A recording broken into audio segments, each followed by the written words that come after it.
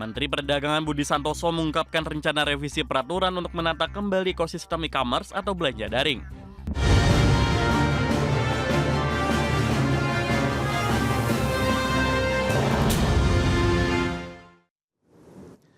Ya, pemirsa, Kementerian Perdagangan akan merevisi peraturan untuk menata kembali ekosistem e-commerce atau belanja daring di Indonesia. Menteri Perdagangan Budi Santoso tidak ingin ada salah satu pihak yang merasa rugi dari kebijakan yang dijalankan. Harapannya, pembahasan ekosistem e-commerce ini bisa selesai pada bulan Mei 2026. Menteri Perdagangan Budi Santoso mengungkapkan rencana revisi peraturan untuk menata kembali ekosistem e-commerce atau belanja daring. Mendak tak ingin ada salah satu pihak yang merasa rugi dari kebijakan yang dijalankan. Budi menyebut saat ini pihaknya tengah mempersiapkan revisi peraturan Menteri Perdagangan soal ekosistem e-commerce. Meski begitu, Mendak enggan mengungkapkan isinya karena masih dalam pembahasan. Budi mengatakan pada prinsipnya perlindungan konsumen menjadi penting. Selain itu, unsur hak dan kewajiban konsumen serta penjual dalam ekosistem e-commerce tadi juga turut menjadi perhatian. Harapannya pembahasan ekosistem e-commerce itu bisa selesai pada Mei 2026 ini. Ekosistem e-commerce itu kan banyak sekali. Jadi kita nggak hanya ngomongin yang besar, yang kecil, tapi semua stakeholder yang terkait dengan e-commerce. Hak dan kewajibannya supaya tidak ada yang dirugikan, ya, harus saling menguntungkan sehingga semua itu berjalan. Antara kan e-commerce juga butuh seller, ya, seller juga butuh e-commerce. Tapi bagaimana mereka itu bisa berjalan bersama, ya, hak dan kewajiban masing-masing harus terpenuhi, harus saling menguntungkan. Ya, kalau ada yang dirugikan nanti pasti ekosistem itu tidak berjalan dengan bagus. Tentu banyak instrumen yang kita lihat kembali, ya. Kita lihat kembali, kita evaluasi kembali.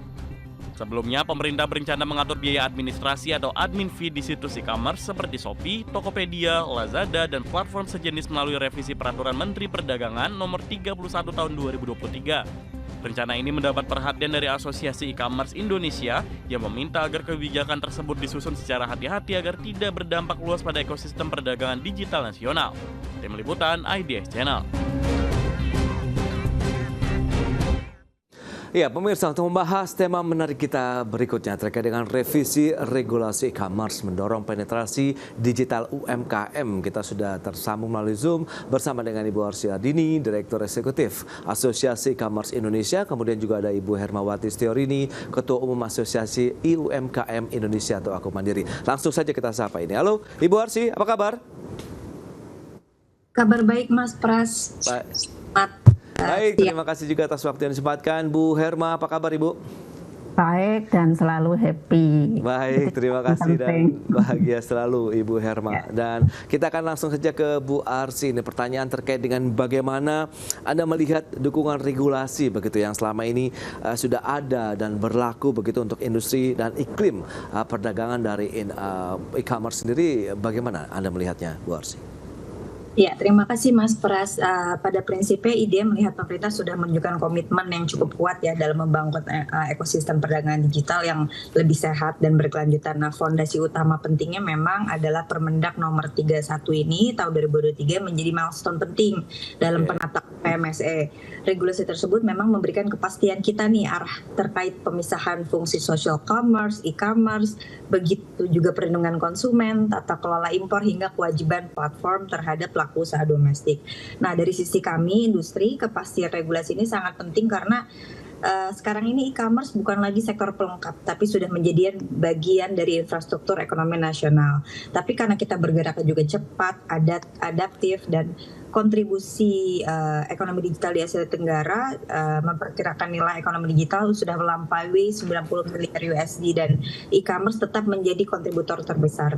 Nah, pertumbuhannya besar, kompetitifnya besar, aspek fairness dan sustainability-nya ini harus kita pentingkan. Nah, IDEA memandang pendekatan regulasi tidak bisa hanya restriktif, tapi juga harus mendorong inovasi, investasi, dan pemberdayaan UMKM secara bersamaan. Itu dari POV kami. Oke, dia sendiri melihat bagaimana rencana Mendak tadi untuk perdagangan begitu yang akan merevisi aturan ekosistem e-commerce begitu, karena memang ini ya ada keluhan-keluhan juga yang disampaikan oleh pengguna, kemudian konsumen. Anda melihatnya bagaimana? Ya, kami fully aware mengenai itu dan kami sebenarnya menyambut baik rencana revisi tersebut selama dilakukan secara partisipatif Oke. dalam berbasis data dan mempertimbangkan keberlanjutan seluruh ekosistem. Kami juga aware dan paham bahwa banyak UMKM menghadapi challenge dari biaya administrasi, kenaikan logistik, kompetisi harganya tuh agresif, dan juga tekanan dari produk impor murah. Pemerintah perlu hadir ya di sini ya untuk memastikan playing field yang sehat. Tapi yang paling penting ini Mas Pras dan teman-teman yang perlu kita pahami adalah platform e-commerce ini juga menanggung investasi besar pada infrastruktur digital, keamanan transaksi dan juga sistem pembayaran dan logistik. Perlindungan konsumen dan berbagai fitur ini membutuhkan teknologi yang handal. Jadi karena itu regulasi harus mencari keseimbangan nih, balancing antara perlindungan UMKM dan keberlangsungan bisnis platform. Jadi kami IDEA mendukung evaluasi terhadap transparansi biaya platform, tata kelola promosi, perlindungan produk lokal, dan yang terpenting revisi ini jangan sampai menyebabkan ketidakpastian usaha, iklim usaha yang tidak sehat ya. Atau yang paling terpenting adalah mengurangi daya tarik investasi di Indonesia, karena jika ekosistemnya sehat, maka yang diuntungkan bukan hanya platform besar, tapi juga jutaan seller UMKM yang bergantung pada ekonomi digital. Oke, itu dia ya. Diharapkan dengan adanya revisi ini tidak ada pihak-pihak yang dirugikan juga seperti yang sudah disampaikan oleh Kementerian Perdagangan tadi. Nah, Bu Herma, dari sisi pelaku Anda melihat bagaimana begitu? Apakah biaya administrasi yang dikenakan begitu masih menjadi tantangan tersendiri begitu bagi pelaku UMKM ataupun produsen begitu untuk yang mereka memasarkan produk mereka di platform e-commerce begitu, Bu Herma? Ya, itu yang mungkin menjadi kendala ya bagi pelaku usaha. Mungkin Bu Arsy sebenarnya mungkin belum banyak terbuka. Kenapa banyak banget nominal admin yang besar terhadap pelaku UMKM, karena pasti pengusaha e-commerce juga diminta harus memberikan masukan kepada negara, itu yang mungkin harus seimbang ya, karena jujur kalau kita sebagai konsumen banyak hal yang kita untungkan, misalnya ongkir free ya. Tapi kan sebenarnya ongkir itu dibebankan kepada pelaku UMKM gitu, sehingga beberapa pelaku usaha di anggota kita banyak yang akhirnya dia tidak aktif di e-commerce, tapi dia menyampaikan untuk membeli langsung kepada mereka, karena yaitu beban biayanya yang sangat besar gitu. Oke. Selama ini ya regulasinya ya maaf kayak dulu pembatasan barang impor, tapi kan implementasinya tidak berjalan juga, karena produk-produk yang banyak di e-commerce adalah produk-produk yang memang import kan. Nah, produk-produk yang lokal itu yang tadi akhirnya terbebani dengan biaya administrasi. Kalau konsumen jujur saja kita akan senang, happy, karena biaya ongkirnya itu kan nol ya. Banyak beberapa e-commerce yang memang ongkirnya nol, tapi jangan sampai mitra UMKM-nya juga dirugikan karena dia mendapatkan profit yang lebih kecil. Itu sih. Itu kalau menurut anggota kita ya, penyampaian anggota kita. Ya, kalau misalnya terkait dengan efisiensi logistik ini juga yang tadi menjadi salah satu tantangan selain biaya administrasi ini. Bu Herma sendiri melihat bagaimana? Nah, itu yang sekarang lagi fenomena itu keluhan dari payment yang COD ya. Saya sarankan COD itu sebenarnya merugikan banyak mitra UMKM karena banyak barang yang itu tidak dikembalikan kepada UMKM. Malah beredar mereka itu kayak istilahnya kong kali kong dijual di luar. Nah, atau memang ada yang sengaja membeli tapi memang sengaja untuk diretur gitu loh. Itu yang jujur mungkin dari pihak pengusaha e-commerce itu juga harus diatasi gitu, karena kalau memang kayak logistik itu sebenarnya kita sendiri dari konsumen sudah sangat paham, kita bisa memilih same day atau instan, atau kita mau pakai yang reguler, atau kita mau ongkir gratis, itu banyak pilihan. Jadi sebenarnya e-commerce itu sangat membantu baik kepada mitra UKM maupun masyarakat Indonesia. Yang harus bijaksana adalah pemerintah dengan pengusaha e-commerce supaya mereka bisa menekan potongan gitu. Kalau menurut saya itu sih pakai kata yang memang disampaikan teman-teman UMKM ya, itu beratnya itu karena pasti nggak mungkin serta-merta pengusaha menempatkan ongkos yang tinggi, tapi sebenarnya memang biaya itu sudah tercakup untuk yang harus dibayar pajak segala macam yang kita tidak tahu di dalamnya. Baik, jadi sebenarnya teman-teman pelaku UMKM paham ya kaitannya dengan ekosistem e-commerce sendiri begitu. Memang ini harus ada biaya yang dikeluarkan juga mungkin untuk biaya operasional, kemudian harus ada pembayaran mungkin ya itu dari berupa pajak dan lain-lain. Nah, Bu Arsy, lantas bagaimana Anda melihat dengan kondisi ataupun ini bagian dari sebenarnya keluhan juga yang disampaikan yang mungkin sudah terdengar oleh pemerintah baik dari Kementerian Perdagangan maupun Kementerian UMKM yang kita lihat hari ini lagi sama-sama nih meramu kebijakan revisi terkait dengan aturan ataupun ekosistem e-commerce sendiri, bagaimana Anda melihatnya?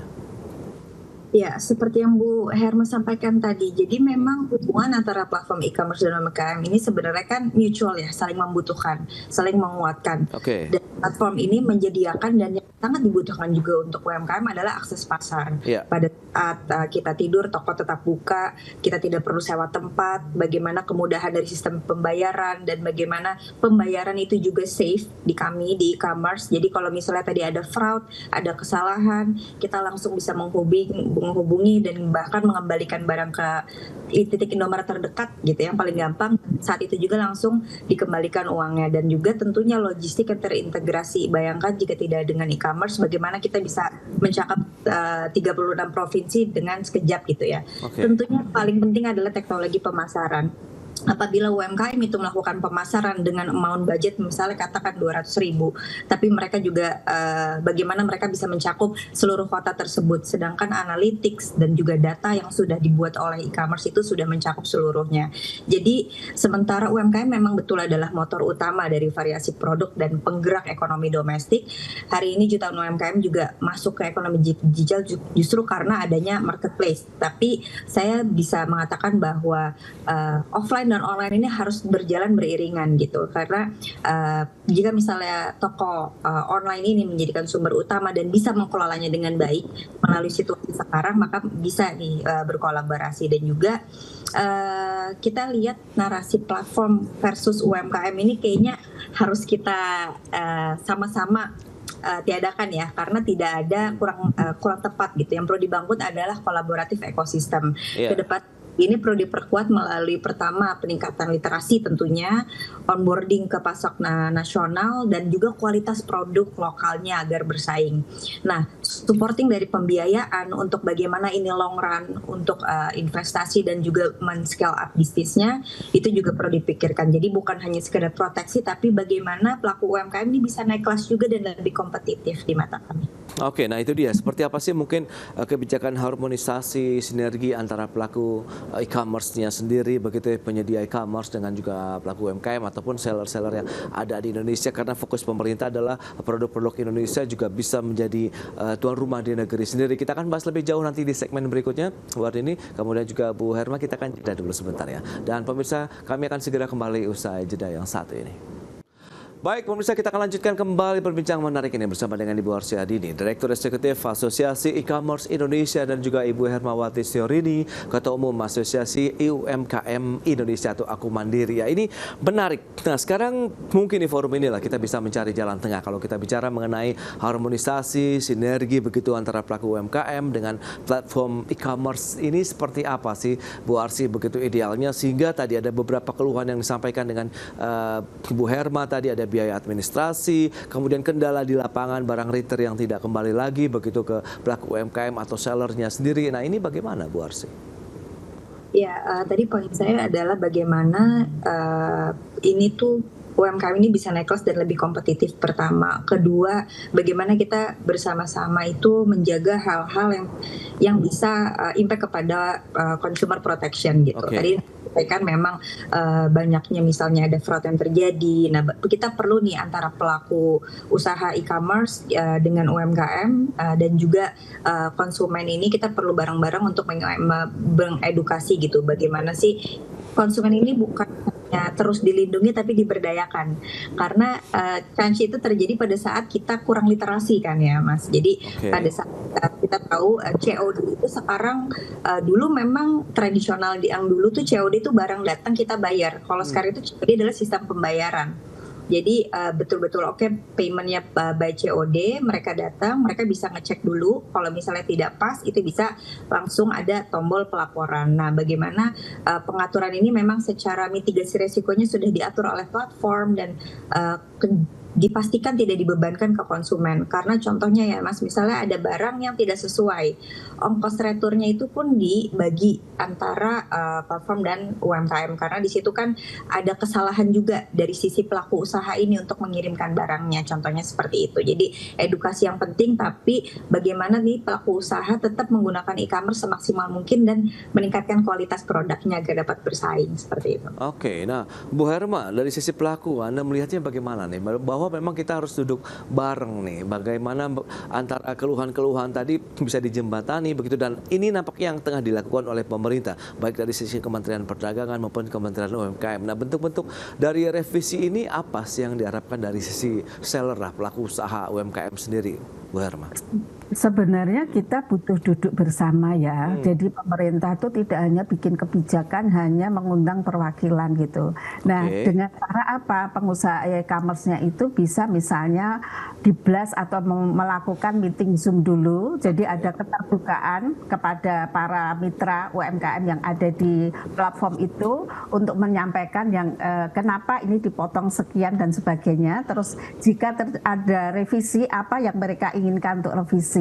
Sehingga nanti yang diundang itu tidak hanya pelaku UMKM-nya, tapi juga pengusaha e-commerce-nya itu sendiri. Karena jujur saja, mau pengusaha e-commerce-nya itu seketat apapun, ya maaf aja, orang Indonesia tuh pinter-pinter mengakalin gitu loh. Yang tadi saya sampaikan, COD aja itu kayaknya udah kayak dikumpulin, itu dijual tuh besar-besaran. Itu kayaknya udah rame tuh di Twitter maupun di TikTok atau di Instagram, karena saya mantau ya. Jadi itu banyak sekali yang mereka itu nggak diretur, nggak tahu tuh caranya bagaimana, atau mungkin yang tadi tombolnya itu memang tidak ditekan gitu loh. Itu yang mungkin harus diantisipasi. Tapi menurut saya, jika emang pemerintah ini mau merevisi, duduk bersama dulu dengan bijak supaya poin-poin itu bisa masuk kepada yang menguntungkan tidak hanya konsumen, tapi mitra UMKM dan pengusaha e-commerce itu. Karena apapun, platform ini sangat menguntungkan.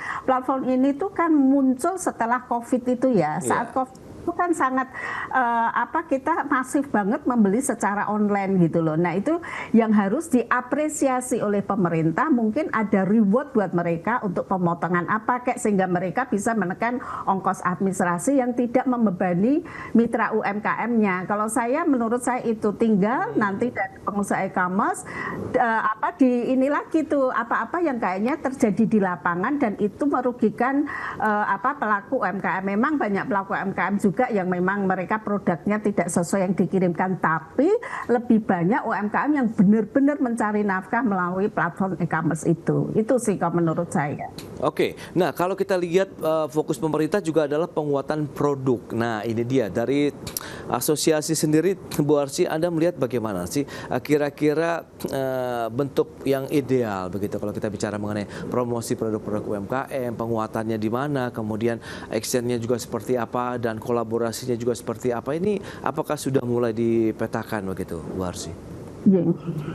Ya, betul.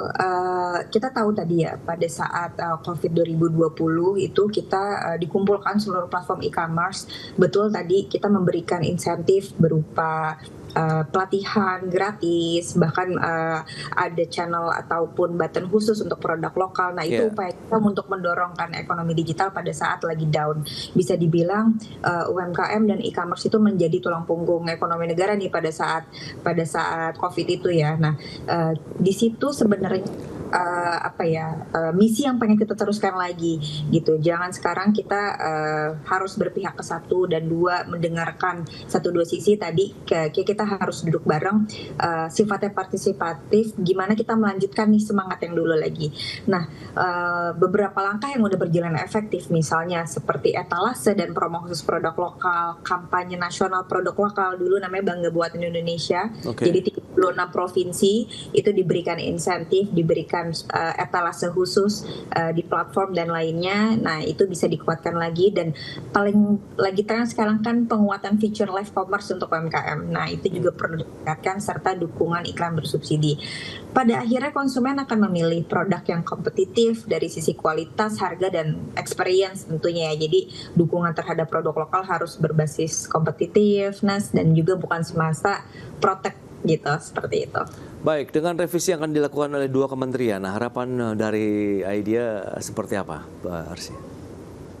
Iya, sebenarnya harapan ini banyak sekali ya dari kami ya. Tentunya kita melihat dari sisi industri ini, kita juga pertama iklim usaha yang sehat yang harus kita jaga. Karena di sini platform itu juga perlu terus mengembangkan fiturnya, terus melayani kebutuhan demand konsumen, dan tentu investasinya tidak sedikit di situ.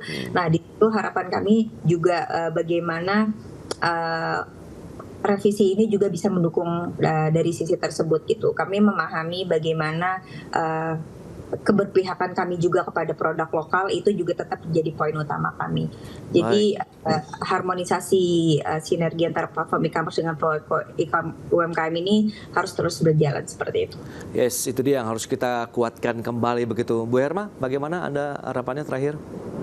Ya, saya berharap sih revisi ini bisa ada di 2 sisi ya, baik 3 sisi malahan, jadi baik mitra UMKM, pengusaha e-commerce, dan konsumen itu sendiri. Pemerintah jangan asal buat kebijakan tapi mereka tidak dimintai masukan gitu, karena saya sendiri itu dihubungin setelah biasanya itu permen atau PP sudah jadi baru tuh dihubungin gitu. Jadi memang kadang itu yang kayaknya pemerintah untuk sosialisasi nanti revisinya mau di bagian mana, itu yang memang harus PR dari pemerintah untuk lebih bijak gitu, karena apapun ini semua bangsa kita sendiri gitu, baik itu pengusaha e-commerce, baik itu mitra UMKM maupun konsumen itu sendiri, di mana daya beli masyarakat turun dan barang import semakin banyak yang masuk itu. Jadi saya berharap benar-benar UMKM berjaya lagi seperti hanya setelah COVID itu ya Bu Arsy. Jadi saya berharap itu sih. Itu dia, berarti memang harus membangun kembali semangat kebersamaannya lagi pada saat momentum pasca pandemi begitu ya, di mana semuanya saling bahu-membahu mengangkat lagi kinerja industri UMKM kita, kemudian juga tetap mengedepankan bahwa e-commerce ini juga menjadi platform yang benar-benar memberikan solusi yang menguntungkan juga ya bagi masyarakat Indonesia, khususnya para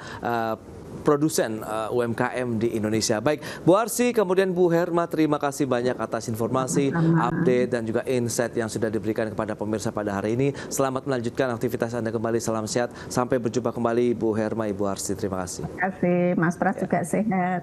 Baik. Ya, pemirsa, 1 jam sudah saya menemani Anda dalam Market Review, dan berbagi terus informasi Anda hanya di IDX Channel, your trustworthy and comprehensive investment reference. Karena urusan masa depan harus di depan, aku investor saham. Saya, Prasetyo Wibowo, beserta seluruh kerabat kerja yang bertugas pamit undur diri. Terima kasih dan sampai jumpa.